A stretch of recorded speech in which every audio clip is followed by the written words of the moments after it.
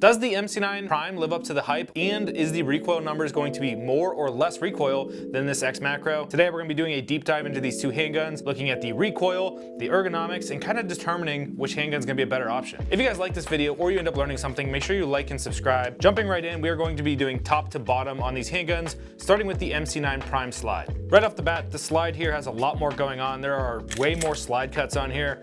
I would say that they took a little bit more forethought in designing this. They were really going to try to appeal to the professional market. A lot of people like to get their slides cut for an OEM slide, and Canik already did this for you. I think this looks amazing. They did a really nice job. Everything seems like it has a purpose and it has a really good aesthetic. However, going over to the 365, you can see how plain the slide is. There's really not a lot going on. There are front slide serrations. There is a little bit of geometry change in the front here to give it a more aggressive aesthetic, but it is kind of a plain Jane slide, which could be appealing to some people. Some people don't like the cut up slides, and honestly, for me, I think the more slide cuts gives it a little more personality, but I can see why the simple aesthetic can be the ticket for some people. Quickly going over some of the details on these slides, they are both optics cut. This is an RMSC cut, and this is cut for a proprietary Sig optic. They do have backup iron sights that are actually steel and not plastic. This one is a raised suppressor height sight, while it looks like the Canik are standard heights. However, they do co-witness with optics, especially this EPS carry.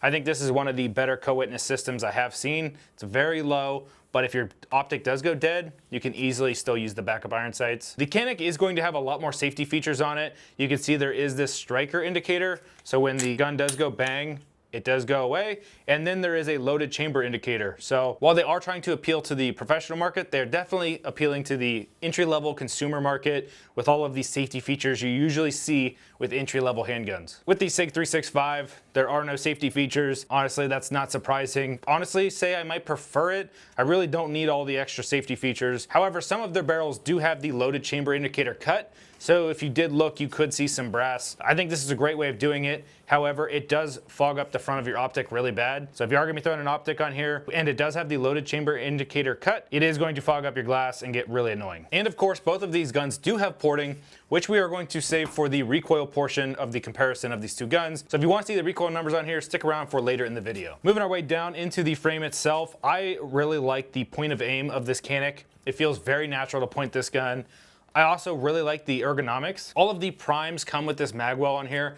It pushes your hand up into the gun really nicely. It also has this really aggressive undercut. While they did make this a little bit deeper, it adds some comfort on your middle finger. My hand sits a little bit high in the gun, so you can see my fingers riding on the top of the polymer frame. So I pull the trigger a little high. It's a little bit uncomfortable on my trigger finger. If they would have lowered the plastic on the beaver tail and this undercut, it would have shifted my entire hand down, making it a little bit more comfortable to pull the trigger. Not a big thing, definitely a nitpicky thing, but a lot of guns do this right. And one of those being the 365.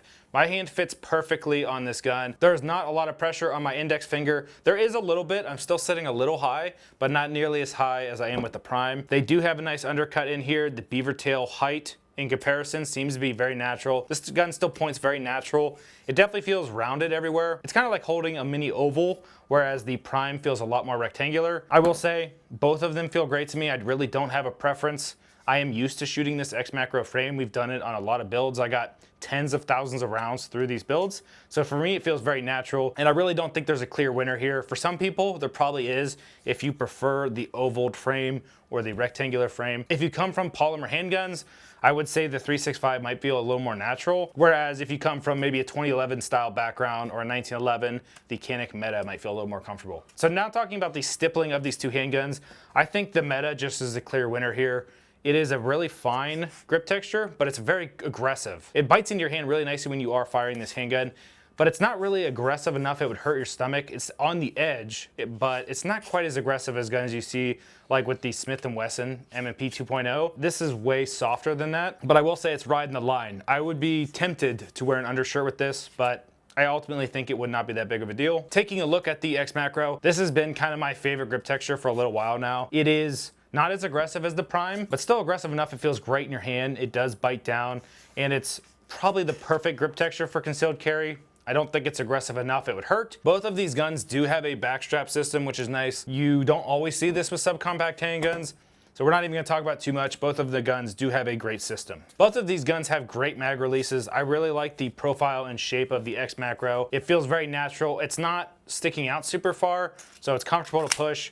The ejection does get a little weak after you've put tens of thousands of rounds through their mags. You can see here, this just kind of falls out. On new mags, this is a lot more positive. With the Canik Prime, you can see that it is very positive. It shoots out of there really nicely, but I can already tell they're softening up a little bit. The more rounds we put on this gun, the less pressure you get out of this follower.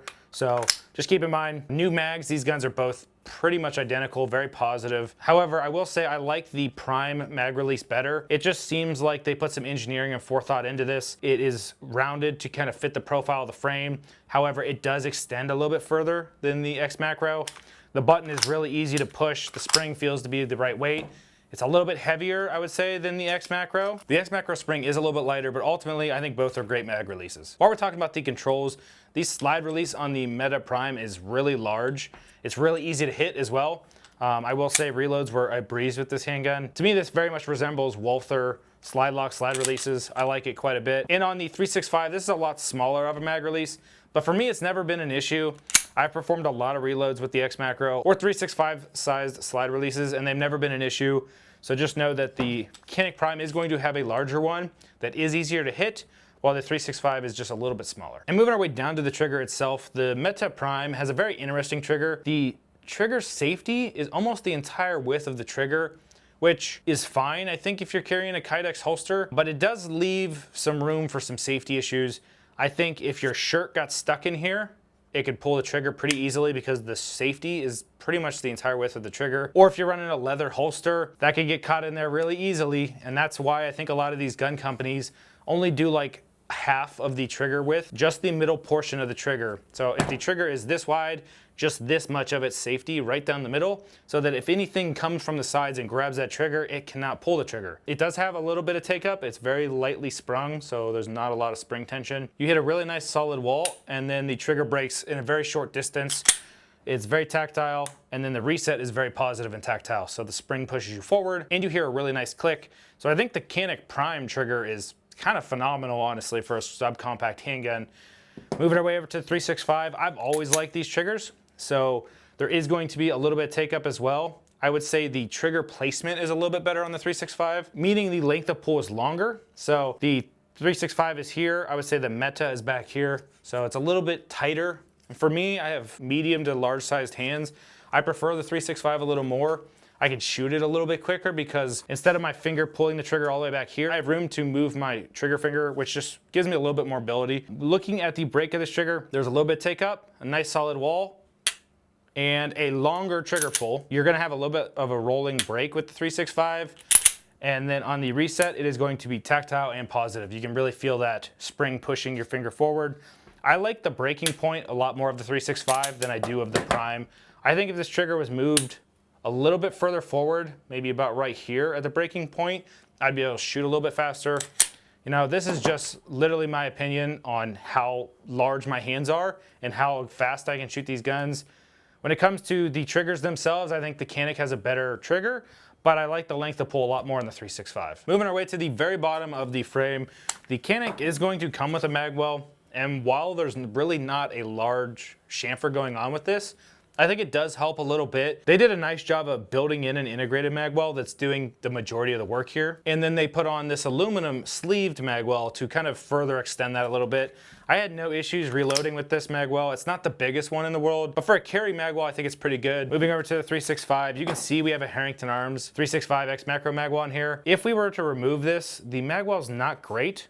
There is a chamfer all the way around, which is better than you can say for like the Glock 43X. But having this Herrington Arms magwell made reloads a breeze. I think it's very comfortable too. The way this magwell pushes my hand into the gun is less intrusive than it does with the MC9 Prime. I can feel this pushing up in my hand, which is really nice for building that comfortable grip, but it can get to be annoying after a long day of shooting. One thing I did forget to mention is both these guns hold 17 rounds. And that's why we're comparing these guns. Each hold the same amount of ammo, they're roughly the same exact size, and they both have ported slides. So obviously they're going to be a direct competitor.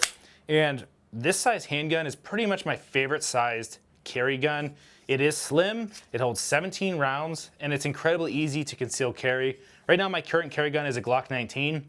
And I will say I've definitely noticed the thickness after shooting these two guns today. Going from my carry gun, which is a Glock 19, to these makes me kind of want to switch it up a little bit and start carrying either the Prime or a 365. And I think that's why these guns are on top of the market right now. They are very versatile. I could take this gun and go shoot in a competition pretty easily. Sure, it's not going to be as effective as a comped Sig P320 that weighs twice as much, but the fact that this is a carry gun that can be in a competition is kind of impressive, and I think it's where the market's really going. So now we're going to look at the recoil numbers of these two handguns. I would say it was pretty evident that when shooting the 365 Xmacro, it just felt a little bit softer, and the numbers aren't lying here. The Xmacro has 20% less muzzle flip than the MC9 Prime. The reason we know that is because we have a modified ransom rest that is going to give us the accurate comparison. So we load up some 124 Black Sheep ammo, we shoot 10 rounds, and we take the average number that we get with each gun, and we do a direct comparison. This is only going to be one element of recoil. It is to be noted that this is only controlling the muzzle flip. As we talk about in a lot of our videos, our compensators have side ports, which is going to reduce the in-the-hand felt recoil. The MC9 Prime has these two ports going up at an angle off to the side, but I will say I think the Xmacro still felt a little bit softer in the hand to shoot. I personally think that's because there was a little more room on the frame.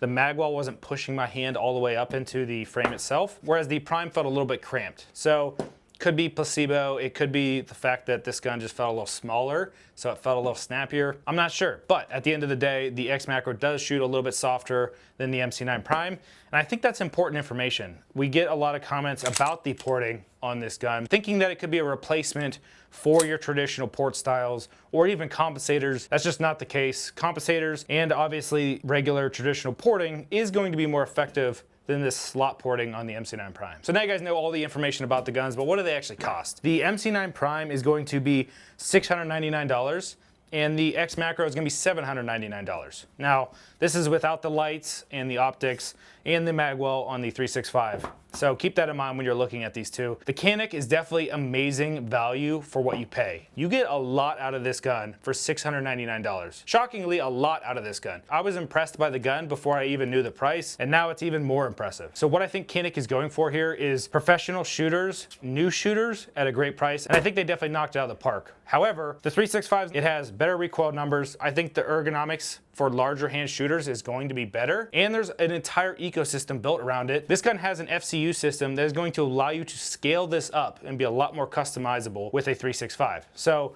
there's definitely going to be pros to each gun, and that kind of leads us to the question of which gun should you choose? I think if you're a newer shooter looking to get into a concealed carry handgun, the 365 is a great option because you can grow into it by adding aluminum frames, more accessories, and kind of building your handgun around your shooting experience. If you wanted to get into competition, you could get a larger aluminum frame, add some weight, and this would be a great option, especially since it shoots softer than the MC9 Prime. But if you're a newer shooter that wants the safety features of the MC9 Prime, I think that makes it a great option. It's gonna be a little bit cheaper, and it has a lot of great features for what you're paying. So you really don't need to add a whole lot to this gun to kind of get it perfect. Just know you're not gonna be able to do as much to it. It's kind of limited. Make sure you guys drop a comment down below which one you're gonna choose, the Canik MC9 Prime or the Sig P365. We have done separate videos on both of these, so if you wanna see that, check out the links in the description. Otherwise, we'll see you next time.